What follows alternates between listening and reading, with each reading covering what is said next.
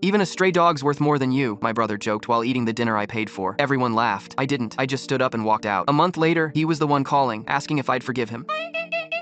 Took over dad's construction company, married into money, drives a car that costs more than most people's houses. Me, I run a small consulting firm. Decent money, nothing flashy. But here's the thing, I'm always the one who pays when the family goes out. Always. Trevor makes twice what I do, but somehow, his wallet never makes an appearance. Last Friday, we're at Morton's. Trevor's celebrating some contract he landed. My mom's there, Trevor's wife, Cassidy, and their 7-year-old Lucas. The kid's the only one who doesn't make me feel like garbage at these dinners. We're halfway through appetizers when I notice this guy outside through the window. Older, maybe 60s, sitting on a bench with this scraggly terrier mix. Both of them looked like they hadn't eaten in days. I catch our waiter's attention. Can you add 2 orders of the meatloaf special and pack them to go with extra bread? Trevor hears me. Of course he does. Let me guess, another charity case? I ignore him, keep talking to Lucas about his soccer game, but Trevor can't let it go. He never can. You know what's funny? His voice gets louder. You're out here buying meals for random people, but you still drive that piece of junk Honda. Cassidy giggles. My mom does that nervous smile she always does when Trevor starts up. Maybe if you focused on yourself instead of playing savior, you'd actually have something to show for your life. The waiter brings the packaged food. I excuse myself, walk outside. The man's name is Gerald. The dog's name is Skipper. Gerald thanks me 3 times, his hands shaking as he takes the bags. Skipper sniffs my hand, tail going crazy. Gerald tells me he used to work construction before his